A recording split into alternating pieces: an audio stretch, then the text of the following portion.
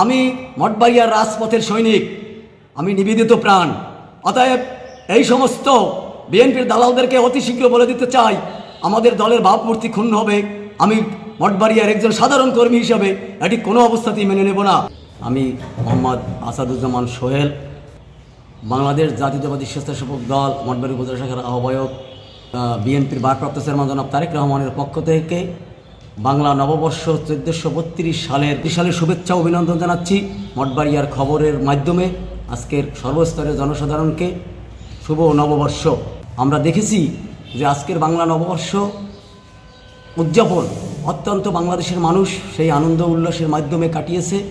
তারা এজন্য আরেক আনন্দ, অতীতের সেই 17 বছরের নববর্ষের আনন্দময় মুহূর্ত আর আজকের আনন্দময় মুহূর্ত তাকিয়ে দেখলে সেই অতীতে একটি দানব চাপিয়ে এসেছিল, সেই দানবকে এই দেশের বাংলাদেশি মানুষ, আমাদের সুযোগ্য নেতা বিএনপির ভারপ্রাপ্ত চেয়ারম্যান জনাব তারেক রহমানের সুদক্ষ প্রচেষ্টায় আমরা 5ই আগস্টের পরে বাংলাদেশের জনসাধারণের একটি স্বাধীন বাংলাদেশ ফিরে পেয়েছি।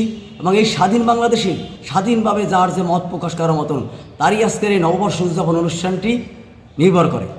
তো প্রিয় সুধী এবং আজকের আমার দলের অর্থাৎ যারা তারেক রহমানের সৈনিক, আমি তাদের মঠবাড়িয়ার একটি ব্যাপারে আজকে লাইভে আসা, আজকের মঠবাড়িয়ার খবরের মাধ্যমে আমি দেখতে পেলাম, আপনারা জানেন যে সারা বাংলাদেশে আমাদের বিএনপির ভারপ্রাপ্ত চেয়ারম্যান জনাব তারেক রহমান বিএনপির সদস্য ফর্ম পূরণের জন্য নির্দেশনা দিয়েছেন, তিনি টিম দিয়েছেন এবং আমাদের মঠবাড়িয়া উপজেলার 11টি ইউনিয়ন এবং বিভিন্ন ওয়ার্ডে স্বতঃস্ফূর্তভাবে মানুষ সদস্যর জন্য আগ্রহ প্রকাশ করেছেন এবং সদস্য হচ্ছেন বিভিন্নভাবে।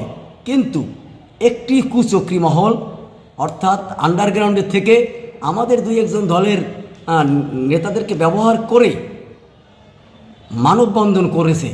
আপনারা দেখেছেন, এটি আমাদের দলের বাইরে যায়। আমি মনে করি একজন সাধারণ কর্মী হিসাবে বিএনপির এটি আমাদের দলের ভাবমূর্তি ক্ষুণ্ণ করে। আমাদের স্থান আছে, মানববন্ধন না করে আপনি ইউনিয়ন বিএনপির নেতৃবৃন্দ আছে, উপজেলা বিএনপির নেতৃবৃন্দ আছে, জেলা বিএনপির নেতৃবৃন্দ আছে, তা না হলেও আমাদের এখানে বিভাগীয় টিম আছে, বরিশাল বিভাগীয়, জেলা বিভাগীয় টিম, জেলার পিরোজপুর জেলার টিম দেওয়া আছে। সেখানে সকল সমস্যার সমাধান আমাদের দলীয় হাউসে করা যেতে পারে। কিন্তু আমরা 2টি ইউনিয়নে একটি জিনিস লক্ষ্য করলাম যে তারা এই ফর্ম চাওয়ার দাবিতে এবং ফর্মের জালিয়াতি অভিযোগ নিয়ে তারা একটি মানববন্ধন করেছে। এটি আমাদের দলের ভাবমূর্তি ক্ষুণ্ণ হয় এবং আমি আশা করব অতি শীঘ্রই হয়তোবা নেতৃবৃন্দ এটিকে হয়তোবা একটি সমাধানের খুঁজছেন। আমি আশা করব দলের ভাবমূর্তি ক্ষুণ্ণ হবে। আমরা দেখেছি ওই মানববন্ধনে 2-3 জন যারা অতীতে আশরাফের মিছিল দিয়েছেন এবং বাইজিদ সাহেবের মিছিল দিয়েছেন। আমি মঠবাড়িয়ার রাজপথের সৈনিক, আমি নিবেদিত প্রাণ। অতএব এই সমস্ত বিএনপির দালালদেরকে অতি শীঘ্র বলে দিতে চাই, আমাদের দলের ভাবমূর্তি ক্ষুণ্ণ হবে। আমি মঠবাড়িয়ার একজন সাধারণ কর্মী হিসাবে এটি কোনো অবস্থাতেই মেনে নেব না। অতি শীঘ্র আপনারা দলের কোনো সমস্যা হলে দলের হাউসে, প্রয়োজনে উপজেলা বিএনপির আহ্বায়ক কমিটি আছে, প্রয়োজনে জেলা বিএনপির কমিটি আছে, প্রয়োজনে তারেক রহমান দায়িত্ব দিয়েছে পিরোজপুর জেলার, তাদের হস্তক্ষেপ। কিন্তু দলের ভাবমূর্তি ক্ষুণ্ণ হবে এবং 5 তারিখের পরে বিএনপি এসে বলবেন আমি ফর্ম পাই না। আমরা দেখেছি নেতৃবৃন্দ যথেষ্ট আগ্রহ এবং যথেষ্ট প্রত্যেকের ফর্ম দেওয়ার জন্য তারা সবসময় সচেষ্ট। কিন্তু যারা আজকের আওয়ামী লীগের সেই বাইজিদ আশরাফের ব্যাপক টাকা নিয়ে, এবং আপনারা জানেন এখনও মঠবাড়িয়া উপজেলার 11 ইউনিয়নের বেশ কিছু চেয়ারম্যান, দায়িত্বশীল চেয়ারম্যান আছেন, তারা তাদের ব্যাপক টাকার অঙ্ক তারা কামাই করেছেন। তারা 2-1 জন আওয়ামী লীগের এই সমর্থককে আমাদের ভিতরে ঢুকিয়ে এই আমাদের দলের মধ্যে তারা বিভাজন সৃষ্টি করার জন্য, তাদের ফায়দা হাসিল করার জন্য এগুলো তারা করতেছে। যেমন সাপবাজারে দেখেছেন, সাপবাজার ইউনিয়নের যিনি চেয়ারম্যান সাহেব আছেন উনি এখনও গ্রেপ্তার হয় নাই, বড় মোচ্ছর চেয়ারম্যান সাহেব আছেন। আমি অবশ্যই চাই এই 2 চেয়ারম্যান যদি গ্রেপ্তার হয় আমাদের দল সুসংগঠিত হবে, সামনে এগিয়ে যাবে।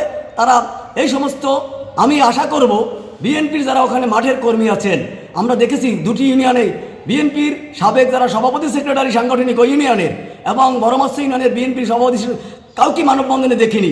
তাহলে কার ইন্ধনে এই মানববন্ধনটি হয়েছে? দলকে কেউ বিক্রি করবেন না, দল তারেক রহমানের দল, এটি এমনি আসেনি। অতএব আজকে আমি এই সোশ্যাল মিডিয়া মঠবাড়িয়ার খবরের মাধ্যমে আমি সকল বিএনপি মোনা যারা মাঠে কাজ করেছেন সকলকে আহ্বান করব, আপনারা কোনো সমস্যা হলে দলীয় হাউসে আলাপ করবেন। তার বাইরে মানববন্ধন এখন করেন, কিন্তু যেদিন 3 জন রাজপথে মিছিল দেওয়া হয়েছিল, মশাল মিছিল 5 জন, আন্দোলনে হরতালে লোক ছিল না অবরোধে, সেদিন এই মানববন্ধনের লোকগুলো কোথায় ছিলেন? আর কেউ না হলো আমি আসাদুজ্জামান সোহেল কিন্তু অনেকের মুখোশ খুলে দিতে পারি, এটি কিন্তু মঠ বাড়িয়ে আমি দেখেছি। অতএব সতর্ক হন, আমরা বাড়ি ছাড়া হয়ে আমাদের অত্যন্ত কষ্টের মধ্যে আমরা দল করেছি।